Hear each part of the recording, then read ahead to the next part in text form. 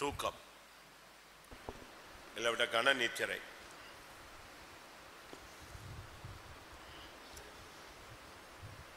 நூற்றி 21 சங்கீதம் 4 வசனம்.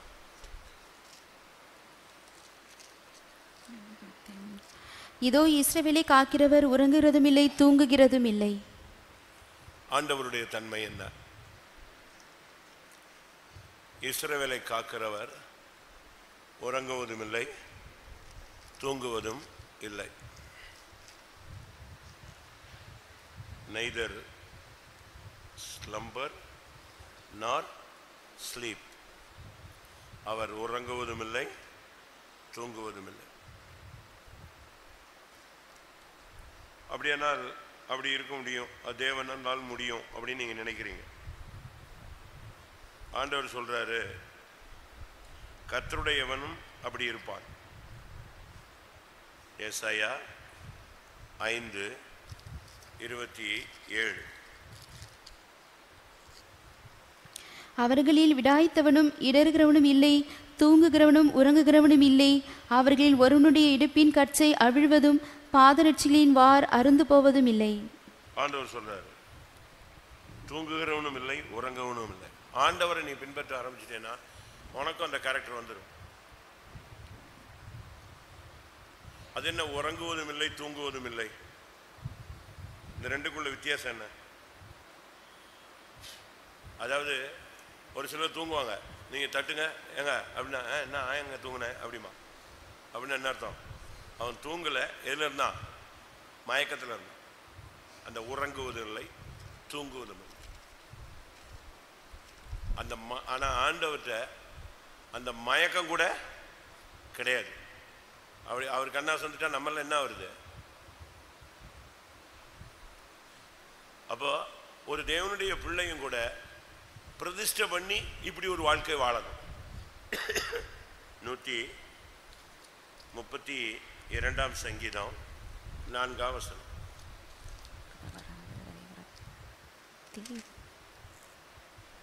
என் கண்களுக்கு நித்திரையையும் என் இமைகளுக்கு உறக்கத்தையும் வரவிடுவதும் இல்லை என்று தாவீது யாக்கோபின் வல்லவருக்கு ஒரு பொருத்தனை பண்ணுகிறார். ஆண்டவருக்கு ஒரு வாசஸ்தலத்தை காணும் மட்டும் நான் என் கண்களுக்கு நித்திரையும் உறக்கத்தையும் நான் செய்ய மாட்டேன், வரவிட மாட்டேன். அப்படின்னு என்ன அர்த்தம்?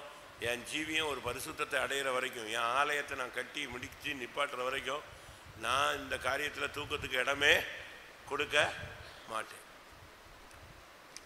மற்ற நீங்க தெய்வங்கள் எல்லாம் எடுத்துக்கிட்டீங்கன்னா அவன் தூங்குவான். மற்ற தெய்வங்கள் தூங்குகிறது, அப்படிதானே? வாசிங்க 1 ராஜாக்கள் 18:27. மத்தியான வேளையில் எலியா அவர்களை பரியாசம் பண்ணி உரத்து சத்தமாய் கூப்பிடுங்கள், அவன் தேவனாம், அவன் தியானத்தில் இருப்பான் அல்லது அலுவலாய் இருப்பான் அல்லது பிரயாணம் போயிருப்பான் அல்லது தூங்கினாலும் தூங்குவான், அவனை எழுப்பத்தக்கவனா. பாகால் தீர்க்கதரிசியை பாகாலுடைய பத்தி எலியா சொல்ற வார்த்தை, அவன் என்ன செய்வான்? தூங்கினாலும் தூங்குவான். பாகால் ஒரு விக்கிரகம். அந்த விக்கிரகத்தை பத்தி எலியா சொல்றான், அவன் பிரயாணம் பண்ணியிருப்பான், எங்கேயாவது போயிட்டு கிடப்பான், ஆனா இல்லைன்னா நெஞ்சிட்டு இருப்பான், அந்த ஆவி தூங்கிட்டு இருக்கும். அது ஒரு ஸ்பிரிட், நல்லா புரிஞ்சுக்கணும். தூக்கம் என்பது நல்லது. ஒரு மனுஷன் ஆரோக்கியமா வாழ்றதுக்கு 8 மணி நேரம் தூங்கணுங்கிறான். குறைஞ்சது 6 மணி நேரமாவது தூங்கணும்பா. ஒரு ஊழியக்காரனும் ஒரு விசுவாசியும் குறைஞ்சது 3 மணி நேரம் தூங்கலாம் அப்படிங்கிறது நடைமுறை வாழ்க்கையில் உள்ள ஒரு பயிற்சி. அதுக்கு பிறகு அவன் ஃபுல் டைம் நெஞ்சிட்டே இருக்கணும், ஒர்க் பண்ணிக்கிட்டே தான் இருக்கணும். ஆனால் இந்த தூக்கம் ஒரு ஸ்பிரிட்டாக மாறுது, ஒரு ஆவியாக மாறுகிறது. ஏசாயா 29:10. கர்த்தர் உங்கள் மேல் கன நித்திரையின் ஆவியை வரப்பண்ணி. கன நித்திரையின் ஆவி, இந்த ஆவி வரும் பொழுதுதான் தரிசனம் போயிடுது, எல்லாமே நம்மளை விட்டு போயிடுறதுக்கு காரணம் இதுதான். இந்த ஆவி வரும் பொழுதுதான் நம்ம ஒண்ணுமில்லாம போயிடுறோம். ரோமர் 11:8.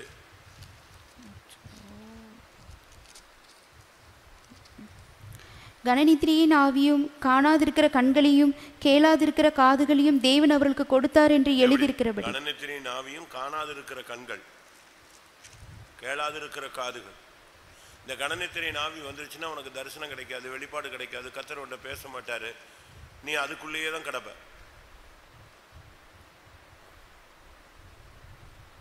தூக்கம் அந்த ஸ்பிரிட் வந்துருச்சுன்னு வச்சுக்கோங்களேன், இன்னும் கொஞ்ச நேரம், இன்னும் கொஞ்சம் தூங்கட்டும். நம்ம தமிழ் இதிலெல்லாம் படிச்சிருப்போம், கும்பகர்ணன் எப்படி தூங்குவானா, தொடர்ச்சியாக 6 மாதம் தூங்குவானா. அது 6 மாதம் கழித்து அந்த கதை தான் அது புராணத்தில் சொல்லப்பட்டது. 6 மாதம் கழித்து அவனை எழுப்புறதுக்கு என்ன, யாரை கூப்பிட்டு வரணும்? மனுஷன் எழுப்ப முடியாது. யார் எழுப்பணும்? யானையை வச்சு எழுப்புவாங்க. ஆமாம். அப்போ என்ன மாதிரி ஒரு ஆவி பிடிச்சி தூங்கியிருப்பான்னு யோசிச்சு பாருங்க. இப்போ கூட சிலர்லாம் தூங்கிட்டா எழுப்பவே முடியாது. அப்படித்தானே? கரெக்டு தானே? ஆதியாகமம் 49 பாருங்க, யூதா பாலசிங்கம் தான், ஆனால் கிழட்டு சிங்கம் மாதிரி படுத்துக்கிறது. வயசு பால வயசு தான். யூதா பாலசிங்கம் 49 கரெக்டாக வாசிக்கணும். 49 எத்தனைன்னு சொல்லணும், டக்குன்னு வாசிக்கணும். 9வது வசனம். யூதா பாலசிங்கம் என்னது? இள வயசு. நீ இறை கவர்ந்து கொண்டு ஏறி போனாய், என் மகனே சிங்கம் போலும் கிழ சிங்கம் போலும் மடங்கி படுத்தான், அவனை எழுப்புகிறவன் யார்? வயசு 15 தான், ஆனால் 75 வயசு போய் கிளம்பி வரி கிளம்ப மாதிரி படுத்துக்கிறது. அவனை எழுப்புகிறவன் யார்? யோசிச்சு பாருங்க. இன்னைக்கு அநேகர் இப்படித்தான். தூக்கம் நல்லா புரிஞ்சுக்கோங்க, இது அறுப்பு காலம், கடைசி காலம். இந்த நேரத்தில் நீ தூங்குனா கதை முடிஞ்சு போயிடும். தூக்கத்தினுடைய காரணம் என்ன? சோம்பல், சோம்பேறி ஆவிதான். நீதிமொழிகள் 19ஆம் அதிகாரம் 15ஆம் வசனம். சோம்பல் தூங்கி விழ பண்ணும், அசதியானவன் பட்டினியா இருப்பான். சோம்பல் தூங்கி விழ பண்ணும். சோம்பல் தான் உனக்கு தூக்கத்தை கொண்டு வருது. சோம்பேறி ஆவி. எறும்பின் இடத்துல போய் கற்றுக்கொள், சுறுசுறுப்பை கத்துக்கள்.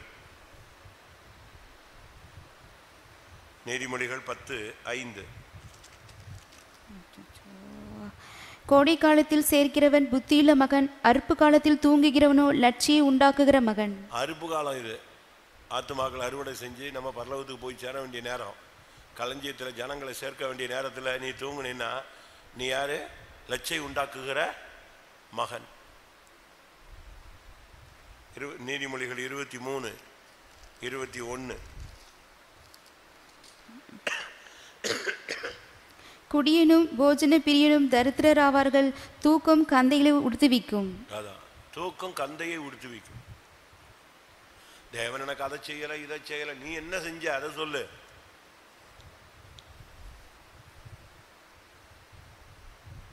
ஒருத்தன் கேட்டானா இந்தியா எனக்கு ஒண்ணுமே செய்யலன்னு. அப்ப அவன் கேட்டிருக்கா, இந்தியாவுக்கு நீ என்னடா செஞ்சிருக்க? இந்திய நாடு உனக்கு ஒண்ணுமே செய்யலையா? ஆண்டவர் உனக்கு என்ன செஞ்சாரு அப்படின்னு கேட்குற. நீ ஆண்டவருக்காக என்ன செஞ்சிருக்க இது வரைக்கும்? அவர் செய்யாதது என்ன, நீ செய்தது என்ன? ஒரு பட்டியல் போடு. தூக்கம் கந்தையை உடுத்துவிக்கும். நீ தூங்கலாம், ஆனால் மற்றவங்க தூங்குற மாதிரி தூங்கக்கூடாது. கையை காலை விரிச்சிட்டு பப்பரப்பான்னு படுத்துக்கிட்டு உலக மனுஷன் மாதிரி பரிசுத்தத்துக்கு மாறாக நீ தூங்கக்கூடாது. புரியுதா? ஒரு சிலருக்கு தூங்கிட்டா என்ன நடக்குன்னே தெரியாது. ஆவியில் நிறைஞ்சா கூட உன் ட்ரெஸ்ஸு விலகிறத நீ கவனிக்கணும். ஆவியில் நிறைஞ்சா கூட நீ ஆம்பளை சைடில் இருக்கிறியா பொம்பளை சைடில் இருக்கிறியான்னு நீ உனக்கு உணரணும். நான் சொல்றது சரிதானா? சரியா? ஆவி நீ தூங்கினா கூட ஒழுங்கா தூங்கணும்பாங்க. தூக்கத்தில் கூட உனக்கு பரிசுத்தம் இருக்கு, கண்ட மாதிரி தூங்கக்கூடாது. நான் சொல்லலை, வசனம் பாரு. 1 தெசலோனிக்கேயர் 5:6. 1 தெசலோனிக்கேயர் 5:6. ஆகையால் மற்றவர்கள் தூங்குகிறது போல நாம் தூங்காமல். எப்படி? மற்றவர்கள் தூங்குகிறது போல நாம் தூங்காமல். ரொம்ப கவனமா இருக்கணும். ஆண்டவர் வரும்பொழுது தூங்கிடாத, கதை முடிஞ்சு போயிடும். மார்க்கு 13:36. நீங்கள் நினையாத வேளையில் அவன் வந்து உங்களை தூங்குகிறவர்களாக கண்டுபிடியாதபடிக்கு விழித்திருங்கள். அவர் வரும்போது உன்னை தூங்குறவனா கண்டுபிடிக்க கூடாது, விழிச்சிருக்கிறவனா கண்டுபிடிக்கணும். எஜமான் வரப்போகிறார். தூக்கம் வந்து ஒரு சாவோடு ஒப்பிடப்பட்டிருக்கு. நித்திரைன்னு நம்ம சொல்றோம், தூக்கத்துக்கும் நித்திரை தான், சாவுக்கும் நித்திரை தான். அப்படித்தானே? இயேசு நித்திரை அடைந்தவர்களில் முதற் பேரானவர், முதற் பலனானவர். நித்திரை அடைந்தவர்கள் எல்லாம் எழுந்திருப்பார்கள், அப்படிலாம் படிக்கிறோம். எபேசியர் 5:14 பார்க்கும்போது, தூங்குகிற நீ விழித்து மரித்தோரை விட்டு எழுந்திரு, அப்பொழுது கிறிஸ்து உன்னை பிரகாசிப்பார். ஆதலால் தூங்குகிற நீ விழித்து மரித்தோரை விட்டு எழுந்திரு, அப்பொழுது கிறிஸ்து உன்னை பிரகாசிப்பிப்பார் என்று சொல்லி. நீ விழிக்கணும். நீ தூங்குற நீ விழிச்சிட்டேன்னா நீ எதை விட்டு எழும்பி வரேன்னு அர்த்தம்? செத்து போன கூட்டத்தை விட்டு வெளியே வரேன்னு அர்த்தம். அதுக்காக நான் தூக்கத்துக்கு எதிரி கிடையாது, தூங்கலாம். ஆனால் மற்றவங்க தூங்குற மாதிரி தூங்கக்கூடாது. 8 மணி நேரம், 10 மணி நேரம், 12 மணி நேரம். இந்த ஒரு கரடியை சொல்லுவாங்க, இந்த பனிக்கரடி, கேள்விப்பட்டிருக்கீங்களா? 6 மாதம் தூங்கும், 6 மாதம் முழிச்சிருக்கும், தெரியும் தானே? அந்த சீசன் மாறப்போகுது அப்படின்னா நேராக அது பனிக்கட்டியை தோண்டி உள்ளே போய் பேசாமல் படுத்துக்குங்க, கப்புன்னு. அடுத்த 6 மாதம் அது இருக்கும். அதுக்கு பிறகு அந்த பனி உருகி வெளியே வரும்போது தான் அது எங்கே வரும்? அந்த சீசன் முடியும் போது தான் அழகாக உயிரோட வெளியே வந்துருங்க. நம்முடைய தூக்கம் பெரிய தோல்வி.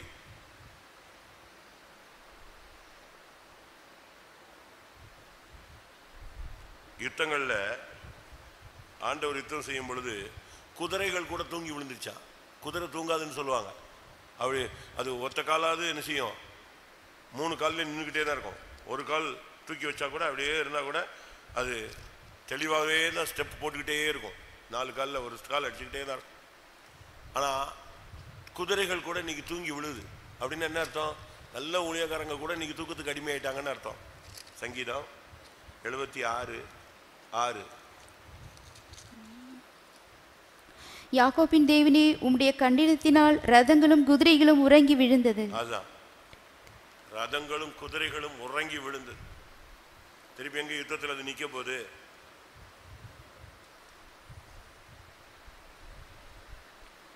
இன்னைக்கு கர்த்தர் சுத்திகரிப்பு கொடுக்கிறார். தூக்கத்தை ஜெயிங்க. தூக்கத்துக்குள்ளதான் ஒரு பெரிய வீழ்ச்சி மறைஞ்சிருக்கு. ஏதோ ஒரு நாள் ஆம் த நித்திரை, ஓகே. ஏதோ ஒரு நாள் நம்ம 4 நாள் 5 நாள் ஹார்ட் ஒர்க் பண்ணுறோம், இல்லை அலைகிறோம், பிரயாணங்களில் இருக்கிறோம், இல்லை உடம்புக்கு சரியில்லை, அதெல்லாம் தேவனுக்கு தெரியும். தேவனுக்கு தெரியாதா உன் கண்டிஷன்? ஆனால் தூக்கங்கிறது ஒரு பிசாசின் ஆயுதம். அதை உன் மேலே பிரயோகிப்பான். அதில் அந்த வலையில் நீ சிக்கிட்டேன்னா உடனே தூங்கவே வச்சிருவான். அதனால தான் ரோமர், இப்போ சப்ஜெக்டுக்கு வருவோம், ரோமர் 13:1. எந்த மனுஷனும் மேலான அதிகாரம் உள்ளவர்களுக்கு கீழ்ப்படிய கடவன், ஏனென்றால் தேவனாலே அன்றி ஒரு அதிகாரம் இல்லை. உண்டாயிருக்கிற அதிகாரங்கள் தேவன். இல்லை, ஏதோ ஒரு தப்பு இருக்கு. நித்திரையை விட்டு எழுந்திருக்கத்தக்க வேலை 11 மன்னிக்கவும். நித்திரையை விட்டு எழுந்திருக்கத்தக்க 13:11. நித்திரையை விட்டு எழுந்திருக்கத்தக்க வேலையாயிற்றென்று நாம் காலத்தை அறிந்தவர்களா இப்படி நடக்க வேண்டும். விட்டு எழுந்திருக்கத்தக்க வேலை இதுதான். இதுவரைக்கும் தூங்குனது போட்டோம், பாஸ்ட் இஸ் பாஸ்ட். இனிமேலாவது தூங்காம இருக்கிறதுக்குள்ள வழியை பாருங்க. தூங்கிட்டேன்னா அவன் தன்னுடைய காரியத்தை சாதிச்சிருவான். தூங்கலாம், அதுக்கு ஒரு டைம், அந்த சர்டன் டைமோட நீ க்ளோஸ் ஆயிடும். மணிக்கணக்காக தூங்குறது, நாள் கணக்காக தூங்குறது, இரவும் பகலும் தூங்குறது, விடாமல் தூங்குறது, 2 நாள் தூங்குறது, சாப்பிட்டு தூங்குறது, சாப்பிட்டு போய் படுத்துக்கிறது. எலியா என்ன பண்ணா? 1 ராஜாக்கள் வாசிங்க. எலியா தூதன் வந்து சாப்பாடு கொடுப்பாரு, இவர் சாப்பிடுவாரு. சாப்பிட்டு திருப்பி எங்க போய் படுத்துக்குவான்? படுத்துக்கொண்டான். திருப்பி போய் படுத்துக்குவான். எப்படி? அவன் 19:6 அவன் விழித்து பார்க்கிறபோது இதோ தழலில் சுடப்பட்ட அடையும் ஒரு சூரிய செடியின் கீழ் படுத்துக்கொண்டு நித்திரை பண்ணினான். அப்பொழுது ஒரு தூதன் அவனை தட்டி எழுப்பி, எழுந்திரு, போஜனம் பண்ணு என்றான். அவன் விழித்து பார்க்கிறபோது இதோ தழலில் சுடப்பட்ட அடையும் ஒரு பாத்திரத்தில் தண்ணீரும் அவன் தலைமாட்டில் இருந்தது. அப்பொழுது அவன் புசித்து குடித்து திரும்ப படுத்துக்கொண்டான்.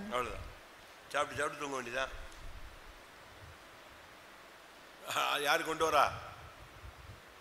அழகா ஒரு தூதன் வந்து எதை கொடுக்குறான்? சூடா. அவனை தட்டி எழுப்பி, எப்பா சாப்பிடு அப்படிமா. எழும்னா என்ன கிடைக்கும்? தலையில் சுடப்பட்ட அடை, அடுத்து ஒரு பாத்திரத்தில் தண்ணீர். சாப்பிடுவார், திருப்பி படுத்துக்குவார்.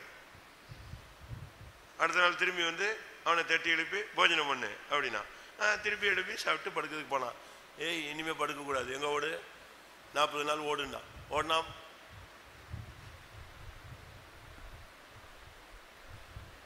அதுக்கு காரணம் என்ன? இப்போ தான் நம்ம சப்ஜெக்டுக்கு வரோம். இது நித்திரையிலிருந்து எழுந்திருக்கத்தக்க வேலை. பயம், கேள்விகள் உனக்குள்ள தூக்கத்தை கொண்டு வரும். பயத்தில் தான் அங்கே தூங்குறான். பயம், கேள்வி. நம்ம நல்லது தானே செஞ்சோம், நல்லா தானே பண்ணோம், நல்லா தானே ஊழியம் செஞ்சேன், பாகாலின் தீர்க்கதரிசிகள்லாம் கொன்னேன், அக்னி இறக்கினேன், வானத்தை அடைச்சேன், மலையை நிப்பாட்டினேன், மிராக்கள் பண்ணேன், எல்லாம் கரெக்டாக தானே பண்ணேன், எங்கே தப்பு நடந்துச்சு? இப்போ இந்த பொண்ணு என்னைய கொன்றுவேங்கிறாள, இவன் என்னை ஒரு வழி பண்ணிடுவேங்கிறாள அப்படின்ட்டு எல்லாத்தையும் விட்டுட்டு நேராக போய் ஊழியமும் வேண்டாம், செத்தா போதுங்கிற லெவலுக்கு வந்துட்டான். அப்போ தான் உனக்கு தூக்கம் வருது. அப்படி தானே? கரெக்ட் தானே? 4ஆம் வசனம் வாசிங்க.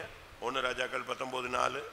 அவன் வனாந்திரத்தில் ஒரு நாள் பிரயாணமாய் போய் ஒரு சூரிய செடியின் கீழ் உட்கார்ந்து தான் சாக வேண்டும் என்று கோரி. எப்ப சாகணும்னு உனக்கு மைண்ட் வருதோ தூக்க மயக்கத்தின் ஆவி உன்ட்ட வந்துடும். ஒரு வேலையும் செய்ய மாட்டேன், வெளியே போக மாட்டேன், குளிக்க மாட்டேன், அப்படியே உன் மைண்டு ஃபுல்லாக செத்துட்டா நல்லா இருக்கும், செத்துட்டா நல்லா இருக்கும், அப்படியே படுத்துக்கிடுவேன், அப்படியே தூங்கிட்டே இருப்பேன். ஏய், சாப்பிடலையா? இந்த வரேன், போய் சாப்பிட்றது, திருப்பி வர்றது, இதே ஓட்டம் ஓடிட்டு. அவனுக்கு சுத்தமாக ஒரு தூக்க மயக்கத்தின் ஆவி உள்ளே வந்துடுச்சு. 2ஆவது ட்ரிப் சாப்பாடு கொடுத்துட்டு ஒரு தட்டு தட்டினா தூதன். வாசிங்க 7ஆம் வசனம். கர்த்தருடைய தூதன் திரும்ப 2ஆம் தரம் வந்து அவனை தட்டி எழுப்பி, எழுந்திருந்து போஜனம் பண்ணு, நீ பண்ண வேண்டிய பிரயாணம் வெகு தூரம் என்றான். பார்த்தா இன்னும் விட்டா இவன் மாசக்கணக்கில் தூங்கிடுவான். ஒரே தட்டு சாப்பிடு, கிளம்பேனா அத்தோட ஓடினவன் தான். இன்னைக்கு அப்படி உனக்குள்ள இருக்கிற கணனத்தின் ஆவியை துரத்தி விடணும்.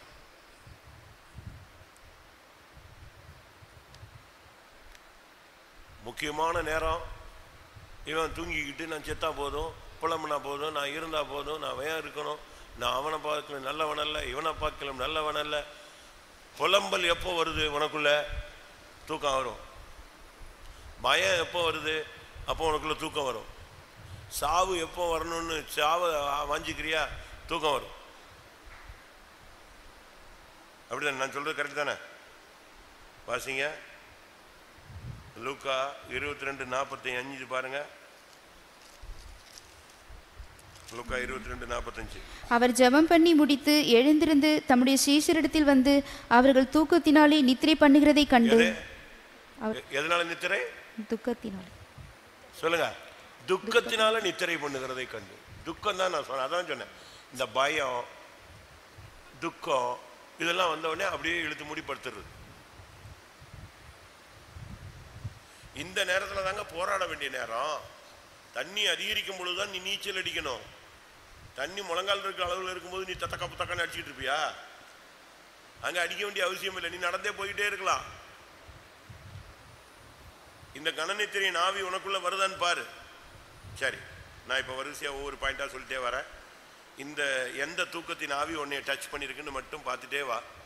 அதை கண்டுபிடிச்சின்னா நீ பாக்கியவான். எப்பெல்லாம் உனக்கு தூக்கம் வருது? ஃபர்ஸ்ட் இப்போ படித்தது 1 ராஜாக்கள் 19:5. பயம், துக்கம், புலம்பல், சாவை விரும்புதல். 2வது அந்த ஆவி வந்து என்ன பண்ணுதுன்னு நான் சொல்றேன். அப்போஸ்தலர் 20:9. அப்போஸ்தலர் நடபடிகள் 20ஆம் அதிகாரம் 9ஆம் வசனம். அப்பொழுது ஐத்திகை என்னும் பெயர் கொண்ட ஒரு வாலிபன் ஜன்னலில் உட்கார்ந்திருந்து பவுல் வெகுநேரம் பிரசங்கம் பண்ணி கொண்டிருக்கையில் மிகுந்த தூக்கமடைந்து நித்திரை மயக்கத்தினால் சாய்ந்து 3ஆம் மெத்தை. இந்த ஆவிக்கு நீ இடம் கொடுத்தீன்னா ஒன்று பயத்தில் ஒன்று தூங்க வைக்கும், துக்கத்தில் தூங்க வைக்கும், சாவ விரும்பி தூங்க வைக்கும் ஃபஸ்ட்டு. ரெண்டாவது, இந்த கணநித்திரின் ஆவிக்கு இடம் கொடுத்துட்டீங்கன்னா பிரசங்கத்தை கேட்க விடாமல் தூங்க வைக்கும். செகண்ட், புரியுதா? கணநித்திரின் ஆவிக்கு நீ இடம் கொடுத்துட்டீங்கன்னா ஃபஸ்ட்டு உன்னைய துக்கப்படுத்தும், துக்கத்தில் உன்னை தூங்க வச்சிடும், பயத்தில் தூங்க வச்சிடும், புலம்பல்லையே தூங்க வச்சிடும். அடுத்து என்னது? வாழ்க்கையே வேண்டாங்கிற நிலவரத்துக்கு கொண்டு வந்து உன்னை தூங்க வைக்கும். ஏப்பா எழும்பி போலையா, போலாம் பா அப்படின்னு பேசாம திருப்பி எங்கே தான் செய்வா, தூங்கிட்டு இருப்பான். அவன் விரக்திக்கு போயிட்டான்னு அர்த்தம். எலியா அப்படித்தான் போயிட்டான், ஃபைனல் போயிட்டான். ரெண்டாவது, இந்த கணநித்திரியின் ஆவி உன்னை பிரசங்கம் கேட்க விடாமல் தூங்க வைக்கும். ஏன்னா 4 வார்த்தை கேட்டீங்கன்னா மண்டையில் ஏறிடும். பார்த்தியா, 4 வார்த்தை கேட்டால் உனக்கு மண்டையில் ஏறிடும். கேட்க விடாது.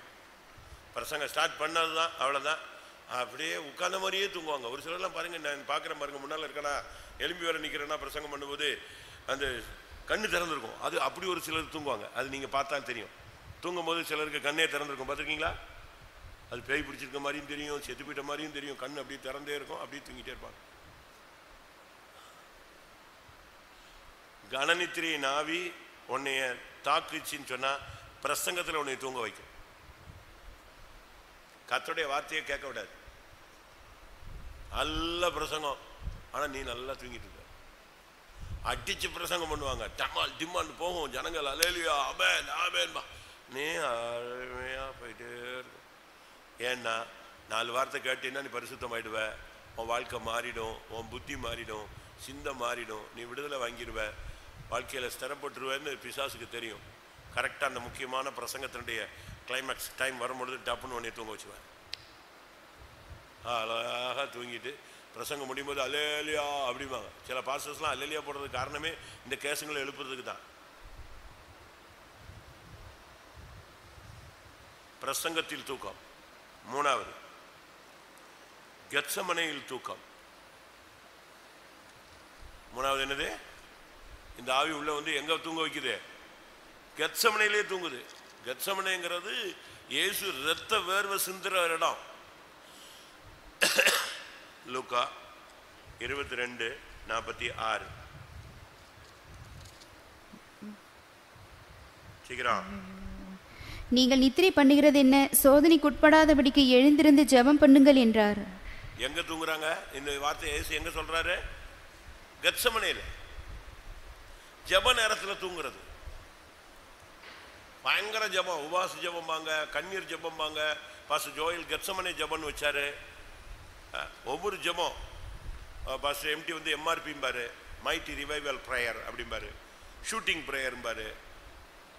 இந்த ப்ரேயருக்கு வந்துடுவாங்க. ஆனால் இந்த ஆவி இருக்கிறதுனால இங்கேயும் வந்து நெஞ்சிருது, தூங்கிறது. கெத்சமனையில் தூக்கம். எனக்கு அது ரொம்ப டச்சிங்காக இருந்துச்சு. கெத்சமனையிலே உன்னை தூங்க வச்சுட்டானே பிசாசு. தூங்குனதுனால என்ன நடந்துச்சு? எல்லாரும் ஓடுனான். ஒருத்தன் பட்டயத்தை எடுத்து ஒருத்தன் காதை வெட்டினான். கெத்சமனையில் தூங்குனீன்னா நீ பட்டயத்தை எடுத்து மற்றவனை வெட்டுவ. கெத்சமனையில் தூங்குனீன்னா இந்த மார்க்கத்தில் நிற்க முடியாமல் நீ ஓடுவ. அப்படின்னு இன்னும் சரியான அர்த்தம், ஜபத்தில் தூங்கிறவன் ஓடுவான். அவனால் ஸ்டாண்ட் பண்ண முடியாது போராட்டங்களில், சோதனைகளில். அதனால தான் ஏசு சொன்னார், என்னோடு கூட 1 மணி நேரமாவது. சொல்லுங்க மறுபடியும் என்ன வசனம்? நீங்கள் நித்திரை பண்ணுகிறது என்ன? சோதனைக்குட்படாதபடிக்கு எழுந்திருந்து ஜெபம் பண்ணுங்கள் என்றார். மார்க் 14:37. மார்க் 14:37. 1 மணி நேரம் ஜபத்தில் உன்னால உட்கார முடியல, அதுக்குள்ள நீ தூங்கி தொலைஞ்சிட்டேன்னா உன் ஊழியம் என்ன ஆகும்? உன் ஜீவியம் என்ன ஆகும்? பின்பு அவர் 37. பின்பு அவர் வந்து அவர்கள் நித்திரை பண்ணுகிறதை கண்டு, இது கெத்சமனே தான், பேதுருவை நோக்கி, சீமோனே நித்திரை பண்ணுகிறாயா? 1 மணி நேரம் நீ விழித்திருக்க கூடாதா? நீ மற்றவன் தூங்குறாயா? போயா. மத்தேயு தூங்கிட்டான், அல்பேயு தூங்கிட்டான், லூக்கா தூங்கிட்டான், அடுத்து யாரு? அந்திரேயா தூங்கிட்டான். எவன் எல்லாமும் தூங்கிட்டு தொலைஞ்சு போட்டோம், விடு. நீ எப்படி தூங்கலாம்? 12 பேர். ஒருத்தன் காசுக்கு பின்னால போயிட்டான், யாரு? யூதாஸ். 11 பேர் கெத்செமனேல நிற்கிறான். 11 பேர்ல 8 பேரை கர்த்தர் நிப்பாட்டிட்டாரு. அடுத்து 3 பேரை கூப்பிட்டு கொஞ்சம் தூரம் போறாரு, அங்கே ஜெபிக்கிறார், வியாகுலப்படுறார். அதுக்கு பிறகு பேதுருவை மட்டும் தனியா கொண்டு வந்து பார்க்கிறாரு. என்னப்பான்னு, 1 மணி நேரம் என் கூட ஜெபிடாமா. அந்த ஆவி எப்படியும் தாக்கிடுச்சு பார்த்தீங்களா கெத்செமனேல. 8 பேரை தாக்கினது மாத்திரமல்ல, 2 பேரை தாக்கினது மாத்திரமல்ல, பேதுரு பிரதானமான ஊழியக்காரனையும் இன்னைக்கு தூக்கத்தில் பிளாட் பண்ணிட்டான். ஒரு சில பாருங்க தூக்கத்தில் ஜபத்திலே நல்லா தூங்குவாங்க. ஜப பாயிண்ட் சொல்லிட்டு இவன் தூங்கிடுவான். உலகத்தில் சொல்லுவான், பள்ளியில் தூங்கினவன், வசனம் தெரியாது, இதுலாம் நல்லா தெரியும். பள்ளியில் தூங்கினவன் கல்வி இழந்தான், கடைதனில் தூங்கினவன் முதல் இழந்தான். அப்படிதானே? ஜபத்தினில் தூங்கினவன் ஜெயம் இழந்தான், ஊழியத்தில் தூங்கினவன் உதவா கரையானான். அப்படிதான் முடிஞ்சு போச்சு. பிரசங்கம் கேட்கும்போது தூங்கி தலகுப்புறம் வந்து விழுந்தாங்க நட ரோட்டில். பிரசங்கத்தில் தூங்கினவெல்லாம் விழுந்துடுவான் ஒரு நாள். அங்கேருந்து புறப்பட்டு வீட்டில் இருந்து ட்ரெஸ்ஸை போட்டு ஒயிட் அண்ட் ஒயிட் போட்டு மாட்டிட்டு நீ பஸ் ஏறி 2 வீலரு 4 வீலரு ஏறி இங்கே வந்து நல்லா தூங்கி எந்திரிச்சு போயிட்டுன்னா என்ன அர்த்தம்? விழுகை. அந்த வாலிபன் வந்து நைட்டெல்லாம் உட்காந்து பிரசங்கம் கேட்டு கடைசியில் 3ஆம் இடத்துலேருந்து கீழே விழுந்து தான் மிச்சம் நொறுங்கி போயிட்டான். பவுல் இறங்கி போய் அவனை உயிரோட எப்படி எழுப்பி தூக்கிட்டு வந்துட்டான். நித்திரை அவனை விழ வைத்தது. பிரசங்கத்தில் தூக்கம், அடுத்து கெத்செமனேல தூக்கம். ஆண்டவர் சொல்றாரு, 1 மணி நேரம் என் கூட இருக்கக்கூடாது? 10 மணிக்கு அவன் முடிஞ்சிச்சு, 11 மணிக்கு முடிஞ்சிச்சுல்ல, 1 மணி நேரம் என் கூட இருக்கக்கூடாதா? ஆண்டவர் கேட்குறாரு. தான் கூட 1 மணி நேரம் ஒரு விசுவாசி, ஒரு ஊழியக்காரன் இரவில் தனியாக இருப்பானா? புருஷன் பொண்டாட்டி பிள்ளைகளெல்லாம் விட்டுட்டு என் கூட 1 மணி நேரம் இருப்பானா அப்படின்னு ஆண்டவர் விருப்பப்படுறார். நீ அப்படி ப்ராக்டிஸ் பண்ணி பாருங்க. உனக்கு மனைவி இருக்கலாம், பிள்ளை இருக்கலாம், பிள்ளை குட்டி இருக்கலாம், இல்லாமல் போகலாம், விடு. எல்லா ஜெபமும் முடிஞ்சுதா? தனியாக 1 மணி நேரம் ஆண்டவர் கேட்குறார். சோதனைக்கு உட்படாதபடி வெளித்திருந்து ஜெபம் பண்ணுங்கன்னு சொல்லிட்டு பேதுருவை பார்த்து சொல்றார், நீ நித்திரை பண்றியா? 1 மணி நேரம் என் கூட இருக்கக்கூடாதாப்பா? உன்னால இருக்க முடியாதா? கெத்செமனேயில் நித்திரை, பிரசங்கத்தில் நித்திரை. லூக்கா 9:32. லூக்கா 9:32. பேதுருவும் அவனோடு இருந்தவர்களும் நித்திரை மயக்கமாய் இருந்தார்கள். ஆகிலும் அவர்கள் விழித்து அவருடைய மகிமையையும் அவரோடு நின்ற அவ்விரண்டு பேரையும் கண்டார்கள். இது மறுரூப மலையில நடந்த ஒரு சம்பவம். இயேசு சீடர்களை கூப்பிட்டு போய் மறுரூப மலையில அவங்களுக்கு மறுரூபமாக்கி காண்பித்தார். அதை பார்த்து அந்த நேரத்துலையும் தூங்கிட்டாருக்கான். யாரு? நம்மளு எப்பவும் தூங்கி, மறுரூப மலையிலும் தூக்கம். அப்ப நீ இயேசு வரும் பொழுது மறுரூபம் ஆகும்போது நீ தூங்கிட்டு தானே இருப்ப?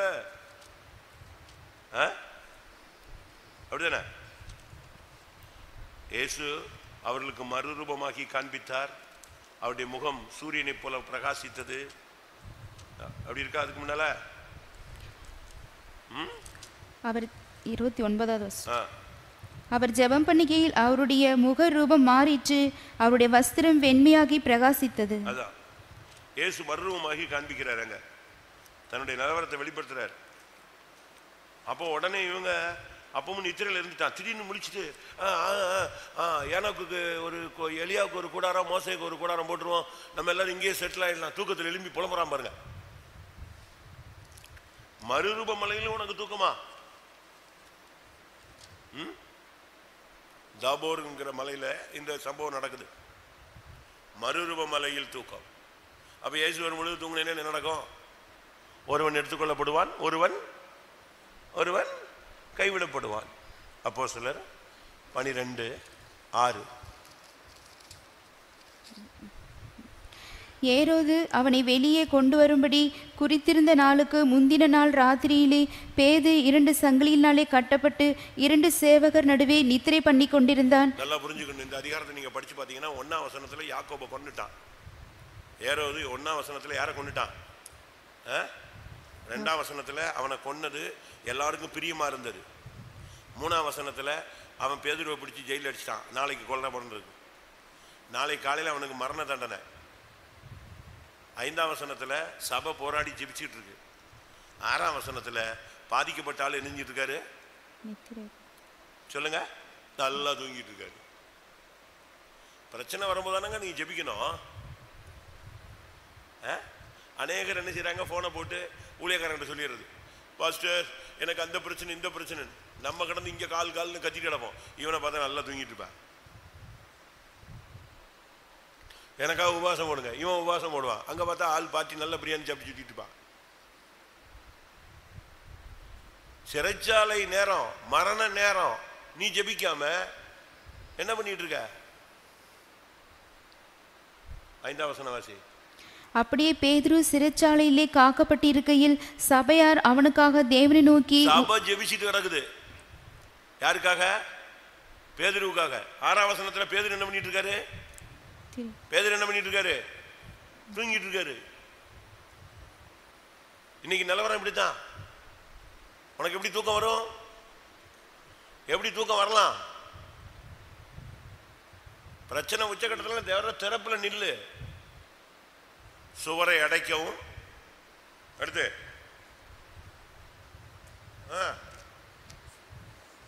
எதை?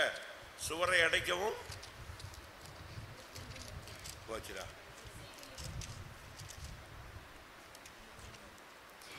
22:30. நான் தேசத்தை அழிக்க இல்லையா? டைரிலாம் கிடையாது. பரவாயில்ல, ஞானி. நான் தேசத்தை அழிக்காதபடிக்கு திறப்பிலே நிற்கவும், திறப்பில் நிற்கவும், சுவரை அடைக்கவும் ஒருத்தனை தேடின, காணல. இன்னைக்கு கடைசி காலம்.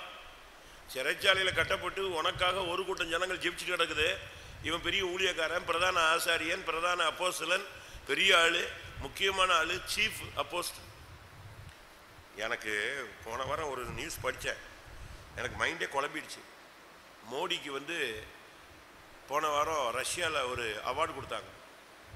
போன வாரம் இல்லை, முந்தா நாளா, ஒரு 4 நாளைக்கு முன்னால் மோடி ரஷ்யாவில் போகும்போது ஒரு அவார்டு கொடுத்தாங்க. என்ன அவார்டு சொல்லுங்க?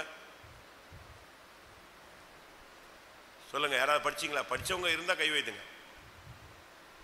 என்ன அவார்டு கொடுத்தாங்க சொல்லுங்க. எனக்கு அதை படித்த உடனே என்னடா மெண்டல் பையலாம் இருக்கானுங்களே, ரஷ்யாவில் கூட இப்படி இருக்கான.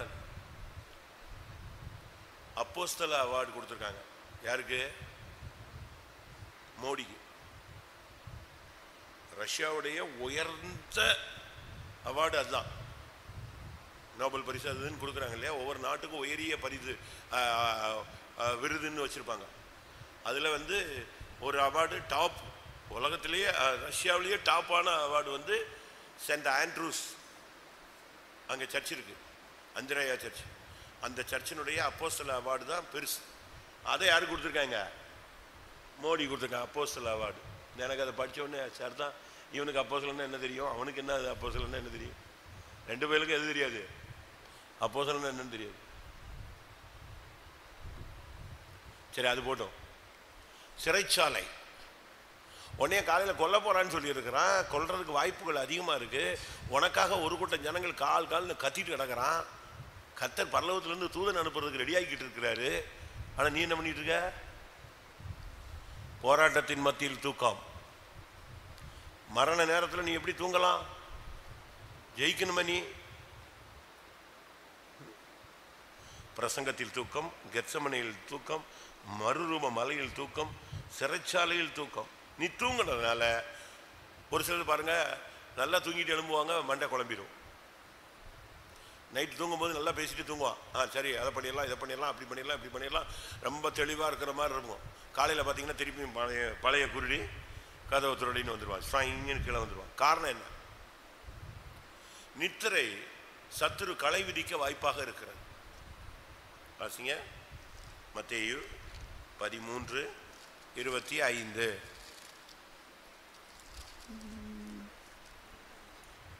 மனுஷன் நித்திரை பண்ணுகையில் அவனுடைய சத்துரு கோதுமைக்குள் களைகளை விதைத்து விட்டு போனான். போதுமா? மனுஷன் நித்திரை பண்ணும்போது கோதுமைக்குள்ள எதை கொண்டு விதைச்சிட்டு போயிடுவான்? களையை விதைச்சிட்டு போயிடுவான். திருப்பி காலையில் எழுந்திரிச்ச உடனே மறுபடியும், இப்போ நம்ம ஒரு சிலர் தான் சொல்லுவோம், சரி விடு, நீ தூங்கு, காலையில் பார்த்துக்கலாம், காலையில் பார்த்துக்கலாம், காலையில் பார்த்துக்கலாமா? இவன் காலையில் எழும்பின உடனே என்ன வருவான்? ஏன்னா திருப்பி அந்த சத்துரு எதை விதைச்சிட்டு போயிடுவான்? நைட்டில் களையை விதைச்சிட்டு போயிடுவான். சரி, அடுத்து கொந்தளிப்பில் தூக்கம். யார் அவன்? சொல்லுங்க. யோனா 1:6. அப்பொழுது கப்பற்காரர் 5:6 வசி. அப்பொழுது கப்பற்காரர் பயந்து அவனவன் தன் தேவனை நோக்கி வேண்டுதல் செய்து பாரத்தை லேசாக்கும்படி கப்பலில் இருந்த சரக்குகளை சமுத்திரத்தில் எரிந்து விட்டார்கள். யோனாவோ வென்றால் கப்பலில் கீழ்த்தட்டில் இறங்கி போய் படுத்துக்கொண்டு அயர்ந்த நித்திரை பண்ணினான். அப்பொழுது மாலுமி அவனிடத்தில் வந்து, நீ நித்திரை பண்ணுகிறது என்ன? எழுந்திருந்து உன் தேவனை நோக்கி வேண்டிக்கொள், நாம் அழிந்து போகாதபடிக்கு சுவாமி. கடலும் கொந்திக்கல், இது கப்பல் படாத வேடு ஓடுது, அந்த ஜனங்கள்லாம் ஓன்னு கத்திக்கிட்டு இருக்கிறா. இங்க நம்மால் நல்லா தூங்கிட்டு இருக்கான். சூப்பர் தூக்கம் தூங்குறாங்க. சபையில பிரச்சனை, ஊழியத்துல பிரச்சனை, பரிசுத்தவான்களுக்கு பிரச்சனை, தேசத்துல பிரச்சனை, எவ்வளவோ போராட்டங்கள் வந்துகிட்டு இருக்கு. ஆனா நம்மால் நினைஞ்சிட்டு இருக்கான். எதை பற்றியும் கவலை கிடையாது. அது வாடுக்கு இழுத்து மூடி தூங்கிட்டே இருக்க வேண்டியதான். திறப்பில் நிற்க வேண்டியதெல்லாம் மறந்து போச்சுங்க. இரவு ஜபம் எத்தனையோ பேருக்கு போயிடுச்சு. தனி ஜபம் எத்தனையோ பேருக்கு போயிடுச்சு. முழங்கால் ஜபம் எத்தனையோ பேருக்கு சுத்தமாக போயிடுச்சு. உபவாச ஜபம் சுத்தமாக போயிடுச்சு. கையெடுக்கிற ஜபம் இப்போ ஜபத்தில் கண்ணை மூட முடியல. நமக்கு அந்த கிருபை கூட இல்லாமல் போயிடுச்சு. 5 நிமிஷம் ஜெபம் பண்ணால் 100 ட்ரிப் கண்ணை முடிச்சு கூட்டு மொழி முடிக்கிறான், திருட்டு மொழி முடிச்சுக்கிட்டான். கண்ணை மூடல. யோசிச்சு பாருங்க, நம்முடைய நிலவரம் என்னங்கிறத யோசிங்க. காரணம் பின்மாற்றம். ஆண்டவர் ஒன்று சொன்னா இவன் ஒன்று சொல்றது. நீ நினிவேக்கு போனா ஐயா எங்க போறாரு? எங்க போறாரு? தர்சீசுக்கு போறாரு. கிழக்க போனா மேற்க போறது, மேற்க போனா கிழக்க போறது. ஆண்டவர் ஒன்று சொன்னா அதுக்கு ஆப்போசிட்டா போகும்போது உனக்கு இந்த கணநித்திரின் ஆவி உள்ள நுழைஞ்சிரும். அதுக்கு பிறகு கப்பல் கொந்தளிச்சான்னா, கடல் கொந்தளிச்சான்னா, கப்பல் உடஞ்சே போனான்னு இவன் டிக்கெட் வாங்கியிருக்கான். பங்கர்ல கப்பலின் அடித்தளத்தில் தான் டிக்கெட் வாங்கியிருக்காரு. 3 டிக்கெட் இருக்கும். பங்கர் ஒன்று இருக்கும், அது ரொம்ப லோ ரேட். அடுத்து நார்மல், அதுக்கு பிறகு டீலக்ஸ், நல்ல டாப்ல அழகா எல்லாத்தையும் பார்த்துக்கிட்டே போகலாம். இவர் எங்க வாங்கியிருக்காரு? டிஸ்டர்ப் இல்லாமல் படுக்கணும்னு எங்க போய் உட்காந்துட்டு இருக்கான். தூங்குறதுல கூட டிஸ்டர்ப் இல்லாமல் கரெக்டாக போய் ஒரு இடத்த பிடிச்சிக்குவாங்க. கன்னத்தில் கை வைத்தால் கடவுளே மறந்து விடுவார். பின்மாற்றத்தில் தூக்கம், கொந்தளிப்பில் தூக்கம். அடுத்து தானியேல் 10ஆம் அதிகாரம் 8ஆம் வசனம் 9ஆம் வசனம். சாரி 9ஆம் வசனம். அவருடைய வார்த்தையின் சத்தத்தை கேட்டேன். அவருடைய வார்த்தையின் சத்தத்தை நான் கேட்கும்போது நான் முகம் கவிழ்ந்து நித்திரை போகிற நான் தரையில் முகங்குப்புற விழுந்து கிடந்தேன். தானியேல் 8:18. அப்பொழுது மனுஷ ரூபமான ஒருவன் திரும்ப என்னை தொட்டு என்னை திடப்படுத்தி, பிரியமான புருஷனே, பயப்படாதே, உனக்கு சமாதானம் உண்டாவதாக. 8:18.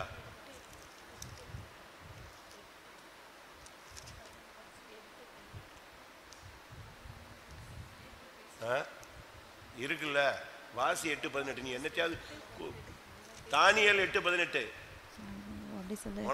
அவன் என்னோட பேசுகையில் நான் தரையில் முகங்குப்புற கிடந்து, என்னுடனே பேசுகையில் தரையில் முகங்குப்புற கிடந்து அயர்ந்து நித்திரை கொண்டேன். போதுமா? கர்த்தர் பேசுறாரு. கர்த்தர் பேசுற நேரத்தில் தூக்கம். தரிசனம் பார்க்கும்போது தூக்கம், காத்திருப்பு கூட்டத்தில் தூக்கம், ஆவில் நிறையும் போது தூக்கம். இந்த ஸ்பிரிட் இருக்கான்னு பாருங்க நீங்க. தானியேல் ஒரு விசேஷமான ஆளு, ஆண்டவருக்கு ரொம்ப பிரியமானவன். ஆனா கர்த்தர் பேசுறாரு. கர்த்தர் பேசும்போது என்ன செஞ்சிடறான்? நித்திரை போயிட்டான், குழந்துட்டான். அப்போ உனக்கு தரிசனம் வெளிப்பாடு கிடைச்சி என்ன பிரயோஜனம்? யோசிச்சு பாருங்க. கர்த்தர் பேசும்போது தூக்கம், ஊழியத்தில் தூக்கம். ஊழியத்தில் இன்னைக்கு எல்லாருக்கும் ரொம்ப இன்ட்ரெஸ்ட் ஆனது தூக்கம் தாங்க. ஊழியத்தில் இப்போ இருக்கிற ஊழியக்காரங்களுக்குள்ள என்னையும் சேர்த்தே சொல்றேன்னு வச்சுக்கோங்களேன், தூக்கம் தான் இன்னைக்கு ரொம்ப இன்ட்ரெஸ்ட். சாப்பிட்டியா? ஆமா. அடுத்து தூக்கம். 2 to 5 நீங்க ஃபெய்த்தம் போனீங்கன்னா ஃபெய்த்தம் கயிறு கட்டி இழுத்துட்டே போலாங்க. காலையில் 5 to 7 வந்தீங்கன்னா நீங்க ஃபெய்த்தமத்தை கூறு போட்டு வித்துட்டு போயிடலாம். அன்னகர்கள், ஏசாயா 56:10 பாருங்க. அன்னகர்கள் நித்திரை, ஊழியத்தில் தூக்கம். அவனுடைய காவற்காரர் எல்லாரும் ஒன்றுமறியாத குருடர், அவர்கள் எல்லாரும் குலைக்க மாட்டாத ஊமையான நாய்க்கள், தூக்க மயக்கமாய் புலம்புகிறவர்கள், படுத்துக் கொள்கிறவர்கள், நித்திரை பிரியர். 3 காரியம். தூக்க மயக்கமாய் புலம்புகிறவர்கள், படுத்து கொள்ளுகிறவர்கள், நித்திரை பிரியர். ரொம்ப இன்ட்ரெஸ்ட் அவங்களுக்கு. அதில் தான் காரில் ஏற்றுங்க, 1 செகண்ட் தூங்கிடுவாங்க. இவனை வச்சு காரை ஓட்ட விட்டா செத்தாங்க. அதில் அப்படிதானே? அடுத்து மணவாட்டியின் தூக்கம். பேர் தான் மணவாட்டி, மறுரூபமாக போகிறாங்க. ஆனால் தூக்கம்னா தூக்கம், ஐயோயோ அப்படி ஒரு தூக்கம். ஆண்டவர் வந்து தட்டுறாருங்க. வாசிங்க உன்னத பாட்டு 5:2. உன்னத பாட்டு 5:2.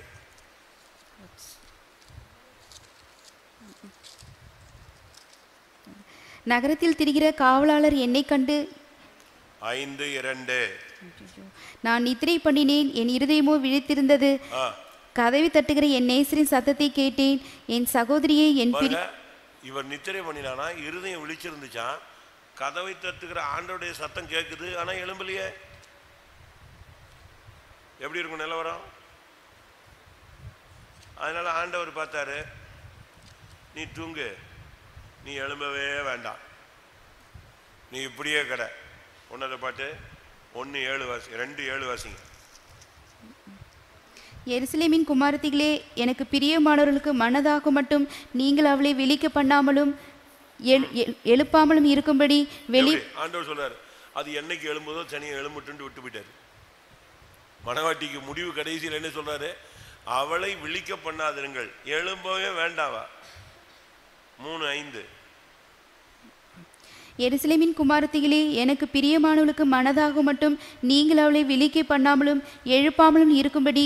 எப்படி ஆண்டவர் சொல்றார்? திரும்பவும் சொல்றார், அவளை எழுப்பாதீங்கப்பா, விட்டுருங்க. அது சொன்ன என்ன சத்தம் போட்டாலும், பனிஷ்மெண்ட் கொடுத்தாலும், சிரிச்சு சொன்னாலும், சினிங்கி சொன்னாலும், அடிச்சாலும், என்ன சொன்னாலும் அது மண்டையில ஏறாது. அதை விட்டுடு, அவளை எழுப்பாத. அவளை எழுப்புறேன்னா, நீ அவளை எழுப்ப போனீன்னா உன்னுடைய கிருபை போயிடும், பரிசுத்தம் போயிடும், வார்த்தை போயிடும், நன்மை போயிடும், உன் பேர் தான் கெட்டு போகும். அதை விட நாசமா போறதுக்கு விட்டுருங்கிற. அப்படியா? உன்னத பாட்டு 8:4. எருசலேமின் குமாரத்திகளே, எனக்கு பிரியமானவளுக்கு மனதாக மட்டும் நீங்கள் அவளை விழிக்க பண்ணாமலும் எழுப்பாமலும் இருக்க உங்களை ஆணையிடுகிறேன். 3 ட்ரிப் சொல்லிச்சாரு இந்த வசனத்தை. எழுப்பாத. நீங்க இப்ப பாருங்க, நீங்க பிரசங்கம் பண்றேன்னு வச்சுக்கோங்களேன். ஒரு ஆள் தூங்குறாரு, உங்களுக்கு பயங்கர கோபம் வருது. இப்படி பக்கத்துல உட்காந்து தூங்குறானே, ஏய் அப்படிங்கிறான். என்ன அப்படிமா நாய் கடிச்ச மாதிரி இப்படி முறைச்சு பார்ப்பான். என்ன தூக்கத்தை கெடுத்துட்டான. அடுத்த 2 நிமிஷத்துல அவன் முழிச்சிருவான், இவன் நெஞ்சிருவான். அந்த ஆவி வெளியே வந்துருச்சு. வெளியே வந்த ஆவி யாருக்குள்ள போனோம்? க்ளோஸா ஆளு இவனுக்கு. கொஞ்சம் நாள் கழிச்சு இவன் முழிச்சு பிரசங்கம் கட்டிட்டு இருப்பான், இவன் தூங்கிட்டு இருப்பான். இதுதான் ஆவி. ஒரு ஆவி ஒரு ஆளுக்குள்ள இருந்து பூந்துச்சுன்னா அடுத்த ஆளுக்குள்ள பூந்து. அதனால தான் இந்த டிரைவர்ஸ் எல்லாம் முன் சீட்டில் இருக்கிறவங்கள பார்த்தும்போது சொல்லுவான், தூங்காத. தூங்கினா எங்க வரும் அந்த ஸ்பிரிட்டு? சொல்லுவான் பஸ்காரன், எங்க எழுப்பி போயிடு, நவண்டு போ, தூங்காத. 35 வரும் போயிடுவான் மொத்தமா. பிரசங்கத்தில் தூக்கம், அடுத்து கெத்சமனையில் தூக்கம், மறுரூப மலையில் தூக்கம், சிறைச்சாலையில் தூக்கம், கொந்தளிப்பின் பின்மாற்றத்தில் தூக்கம், தரிசன நேரத்தில் தூக்கம், கர்த்தர் பேசும்போது தூக்கம், அன்னக ஊழியத்தில் தூக்கம், மணவாட்டியின் தூக்கம். அப்படிதானே? அடுத்து யுத்தகலத்தில் தூக்கம். யுத்தம் உச்சி கட்டத்துக்கு போயிட்டு இருக்க ஒரு ஆள் தூங்கிட்டு இருக்காங்க, அவன் தாங்க சீஃப்.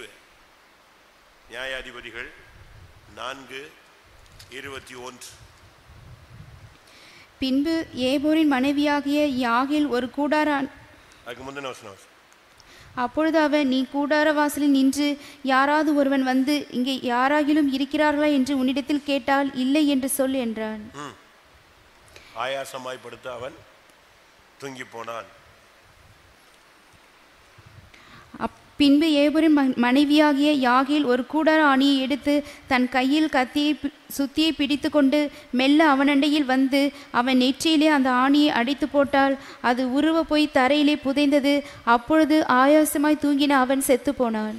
யுத்த காலத்துல நான் அடிச்சு விரட்டி ஓடி தப்பி ஓடிக்கிட்டு இருக்கிற நீ எப்படி போய் தூங்கலாம்? யுத்த காலம் 900 இருப்பு ரதங்களோடு வந்திருக்கிறான்.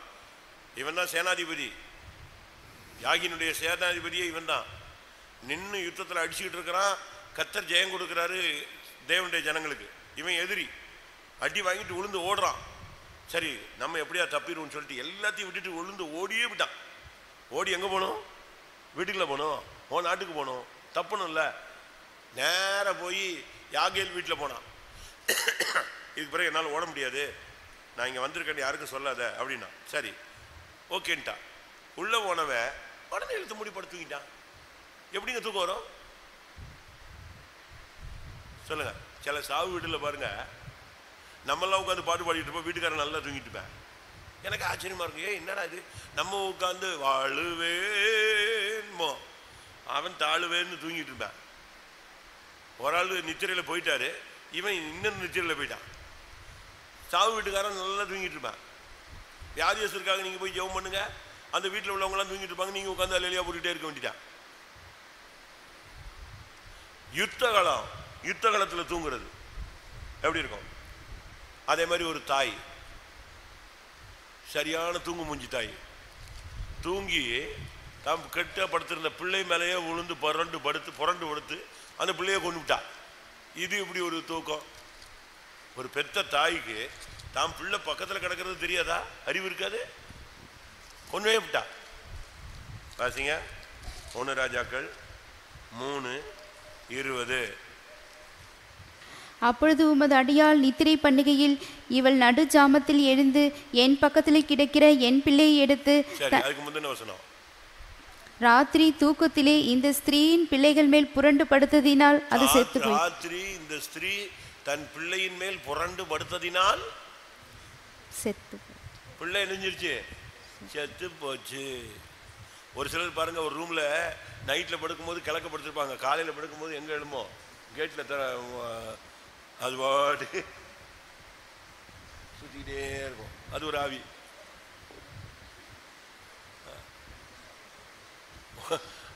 ஒரு சிலர் பாருங்க கட்டில இருந்து பொத்துன்னு விழுந்துருவாங்க, அது ஒரு ஆவி. இங்க பாருங்க, ஒரு தாய் பஞ்சாயத்து யார்கிட்ட வருது? சாலமோன்ட்ட வருது. என்னன்னு கேட்குறான். 2 தாயும் போய் நிற்கிறாங்க. நைட்டு பிள்ளை செத்துருச்சு. செத்த உடனே உஷாராகி பக்கத்தில் உள்ள பிள்ளை தூக்கி தாங்கிட்ட போட்டுக்கிட்டு அதை மட்டும் தெளிவாக செய்ய தெரியுது. எப்படி? புரண்டு படுத்து பிள்ளைய கொண்டுட்டா. பிள்ளை செத்து போச்சுன்னு கண்டுபிடிச்ச உடனே டக்குன்னு அந்த பிள்ளைய கொண்டு போய் உயிரோடு இருக்கிற அந்த பிள்ளைய தூக்கி தனக்கிட்ட கொண்டு வந்து செத்து போன குழந்தைய அடுத்த தாய்கிட்ட விட்டுட்டு இழுத்து மூடி தூங்கிட்டா, ஒன்றும் தெரியாத மாதிரி. அது காலையில் பஞ்சாயத்துக்கு வருது, ராஜாட்ட போகுது. ராஜா பார்த்தா இது என்னடா புது விந்தையான ஒரு கொஸ்டின் வந்துட்டு, இது என்னன்னு கேட்டான். இல்லை. அப்போ அவன் சொன்னான், சரி ஓகே, எதுக்கு இந்த பிரச்சனை, ஒரு கத்தி எட்டு வாடா, 2 பிள்ளை ஒரே பிள்ளைய தொண்டா விட்டு ஆளுக்கு பாதியை கொடுன்னா. புரண்டு படுத்த தாய் என்ன சொன்னா? பிள்ளைய கொண்டவன் என்ன சொன்னா? ஆமா அப்படியே செய்யுங்கண்ணா. அப்பதான் புரிஞ்சுது. ஓ, இன்னொருத்தி சொன்னா, ஐயோ அவளுக்கே கொடுத்துருங்க, என் பிள்ளை, என் குடல்லாம் கொதிக்குது, என் பிள்ளைய கொண்டுறாதீங்கண்ணா. எப்படி இருக்கும்? நீ தூக்கம் தூக்கம் தூக்கம், நீ புரண்டு படுத்து உன் ஜெய ஜீவியம் கெட்டு போயிடும், செத்து போகும். ஆண் பிள்ளை செத்து போனது, உன் ஜெய ஜீவியமே செத்து போயிடும். உனக்கு அந்த விக்டோரியஸ் லைஃபே இருக்காது. ஜெய ஜீவியங்கிறது பிராக்டிஸ்லேயே வராது. அடுத்து சிம்சோனின் தூக்கம். மொத்தமாக அவனுக்கு சத்துருக்கள்ங்க, எங்கே போனாலும் பின்னால் சத்துருக்கள் வந்துடுவான். 1000 பேர் வருவான், பெலிஸ்தர்கள் வருவான், அங்கே பிரச்சனை இங்கே பிரச்சனை, எல்லா இடத்துலையும் அவனுக்கு பிரச்சனை. ஆனால் இவன் போய் அவன் வீட்டிலேயாவது போய் படுத்துக்குவான். காசால போனால் அங்கே ஒரு வீட்டில் படுத்துக்குவான், இன்னொரு வீட்டுக்கு போனால் எங்கே போயிடுவான், திம்னாத்துக்கு போனால் அங்கே ஒரு வீட்டில் போய் படுத்துக்குவான், இன்னொரு இடத்துக்கு போனால் அங்கே ஒரு வீட்டில் போய் படுத்துக்குவான். எல்லா இடத்துலையும் தூங்கிக்கிட்டே இருக்கிறது தான். கடைசியில் தெளிலா வீட்டில் போய் அவன் மடியில் போய் படுத்தே தூங்கிட்டான், சொத்தம் தொலைஞ்சே போயிட்டான். உனக்கு இவ்வளவு சத்துருக்கள் இருக்காங்களே, நீ ஒரு பிரதிஷ்டை உள்ள ஆளாச்ச, நீ ஒரு பரிசுத்த, நீ ஒரு நசரைய விரதத்துக்கு உட்பட்டவனாச்ச, நீ எப்படி போய் அங்கே போய் தூங்கலாம்? கண்ட இடத்துல தூங்கலாமா? நீ எவ்வளோ கவனமாக இருக்கணும். உன் பிரதிஷ்டை என்ன? இதோ சத்துருக்கள் வந்து விட்டார்கள் அப்படின்னு டபால் எடுத்து எல்லாத்தையும் பிடிங்கி போட்டு போயிட்டே இருப்பான். ஒரு நாள் வந்தது, இதோ பிலிஸ்தர்கள் வந்து விட்டார்கள். டாட்டா பட்டான்னு எந்திரிச்சா ஒன்றுமே இல்லை. ஏன்னா எல்லாம் எது போயிடுச்சு? தூக்கத்தில் எதை எடுத்துட்டா? தலையை சிரைச்சிட்டா. அப்படி தூங்கிட்டான். அங்கதான் கேடு. தூக்கத்தில் உன்னை யாராவது தொட்ட டப்புன்னு எழுமணும். ஒரு பள்ளி சத்தம் கொடுத்தா கூட நீ எழுமணும். உன் தூக்கம் அவ்வளவுதான் இருக்கணும். ஏய் அப்படின்னா அப்படிங்க டம்மு டம்மு டம்மு டம்மு டம்மு டம்முன்னு ட்ரம் அடிச்சு நான் எழுப்புற மாதிரிலாம் எழுப்பக்கூடாது. இவனை அவ படுக்க வச்சு எரிஞ்சிருக்கா, தலையில அழகா வலிச்சு ரேசரை வச்சு மொத்தமா எடுத்துட்டாச்சு. 7 ஜடை வளர்த்துருந்தாங்க. 7 ஜடையும் மொத்தமா எடுத்து மொட்டை அடிச்சு விட்டுட்டு படுக்க வச்சிருந்தா. இவ்வளவு அழகாக தூங்கி இருந்தார். இதோ பெலிஸ்தர்கள் வந்து விட்டார்கள். ஆயினா ஒண்ணுமே இல்லை, சுக்கு தண்ணி இல்லை, ஒன்றும் கிடையாது. அப்படியே டவுன் ஆகிப்பா. அப்பதான் தலையை தொட்டு பார்த்தா தலை என்னது?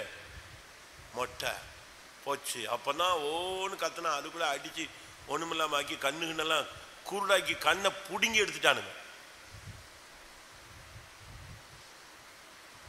நீ நல்லவனா நெஞ்சிருக்கணும்.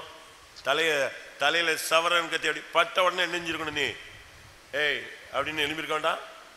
எழும்பியிருந்தா அவளை அப்படியே கழுத்து பிடிச்சிருக்கலாம், சத்துருவ. சுத்தி கடைசியில் எங்க வந்துட்ட நீ? என் பிரதிஷ்டையிலே கை வச்சிட்டியான்னு. கை வைக்கலையவே, இவன் தான் தூங்கிட்டு இருக்கான். நேத்தரை வாசி 16:19. அவள் அவனை தன் மடியிலே நித்திரை செய்ய பண்ணி. சூப்பரா நித்திரை பண்ண வைப்பாங்க. படுத்துக்க. முடிவு பாரு. ஒருவனை அழைத்து அவன் தலைமயிரின் 7 சடைகளையும் சிறைப்பித்து அவனை சிறுமைப்படுத்த தொடங்கினால் அவன் பலம் அவனை விட்டு நீங்கிற்று. நித்திரையில் உன் பிரதிஷ்டையை இழப்பாய். உன் பலன் போயிடும். உன் மான மரியாதை எல்லாம் போயிடும். உன் கண்ணு போயிடும், தரிசனம் போயிடும், வெளிப்பாடு போயிடும், நம்பிக்கை போயிடும், நிச்சயம் போயிடும், எல்லாமே போயிடும். இதுதான் அன்னைக்கு நடந்தது.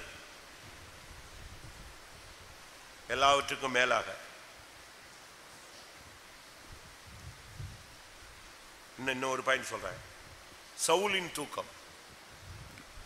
சவுல் தாவீதை விரட்ட, தாவீது அவன் இருந்து ஓட, இவனை நாய் மாதிரி விரட்ட, கௌதாரி மாதிரி விரட்ட. அவன் சொல்றான், நான் ஒரு கௌதாரி போல என்னை ஏன் விரட்டுறீங்க? நான் ஒரு தெள்ளு பூச்சி, நான் ஒரு செத்த நாய், என்னை ஏங்க விரட்டுறீங்கிறான். அவனை விரட்டி போய் பிடிச்சிட்டான். பிடிக்கிற லெவலுக்கு வந்தாச்சு. 2 பேரும் கிட்ட வந்தாச்சு. அந்த இடத்துல பாத்தீங்கன்னா சவுல் நைட் ஆயிடுச்சுன்னு தூங்கிட்டாங்க. தூங்குறான், சரியான தூக்கம். அவன் கூட இருக்கிறவன் அவனை விட தூக்கம். அப்னேர் ஃபுல் பிளாட். அவன் தான் படை தளபதி, மெய்காப்பாளன். நைட்டை தாவீது நேரம் வந்து இவன் செம்பையை தூக்கிட்டு போயிட்டான். யார? சவுளுடைய ஈட்டியும் செம்பையும் தூக்கிட்டு போயிட்டான். அங்கிருந்து கூப்பிட்டான், அப்னேர் ராஜ குற்றம்டா, நீ பாதுகாக்க தவறி விட்டாய் அப்படின்னு அங்கிருந்து சத்தம் கொடுத்தான். அதுக்கு பிறகு அப்னேர் இருந்துச்சு, போயினா ஒரு பிரயோஜனம் கிடையாது.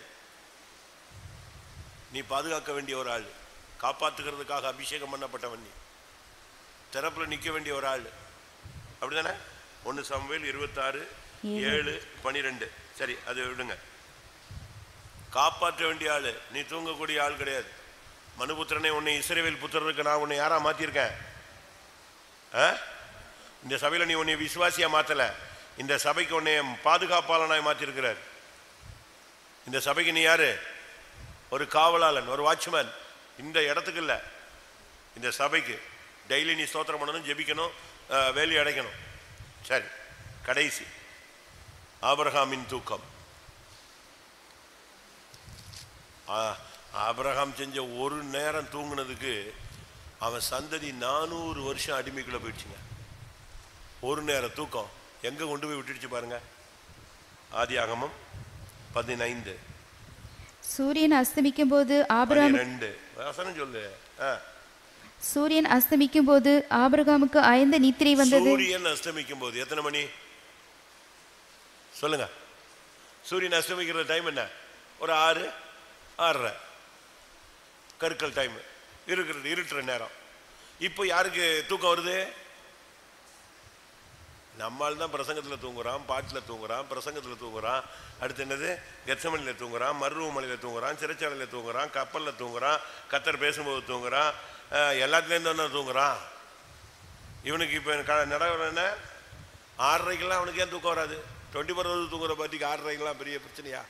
ஆபிரகாம் எத்தனை மணிக்கு தூங்கியாச்சு? சூரியன் அஸ்தமிக்கும் போது அவனுக்கு அயர்ந்த நித்திரை வந்தது. அவன் பலி செலுத்திட்டு உட்கார்ந்துட்டு இருக்கான். பறவையெல்லாம் இறங்குது, எப்படி அப்படி தூங்கிடுவான். ஆண்டவர் பார்த்தார், என்னடா இப்படி தூங்குறான்?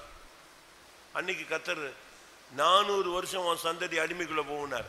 உன்னுடைய ஆபிரகாம் ஒரு விசேஷித்த தேவனுடைய மனுஷன், விசுவாசத்தின் தகப்பன், ஆண்டவருடைய சிநேகிதன்.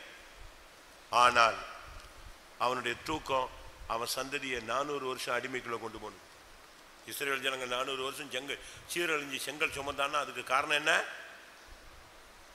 உங்கள் தகப்பனாகி ஆபிரகாமுடைய தூக்கம். உன் தூக்கம் உன் சந்ததியை அடிமைக்குள்ள கொண்டு போயிடும். உன் தூக்கம் உன்னுடைய சந்ததிக்கு அடிமையாக மாறக்கூடிய வாய்ப்பை கொண்டு வந்துடும். அதனால நீ தூங்குறதை நிப்பாட்டு. எல்லாரும் கண்களை மூடுவோம். எப்பெல்லாம் இந்த ஆவி உன்னைய தாக்கி இருக்குன்னு பாரு.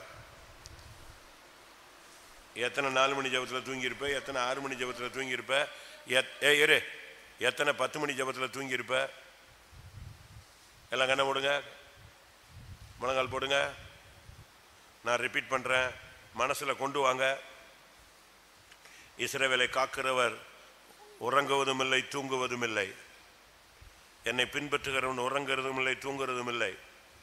பிரதிஷ்டை உள்ளவன் யாக்கோபின் வல்லவருக்கு ஒரு வாசஸ்தலத்தை காணும் மட்டும் நான் என் கண்களுக்கு நித்திரையை கொண்டு வர மாட்டேன். பாகால் தூங்குவான், தேவன் தூங்குவதில்லை. நீ தூங்கினால் லட்சை உண்டாக்குகிற மகன். நீ தூங்கினால் கந்தையை உடுத்து வைக்கப்படுவாய்.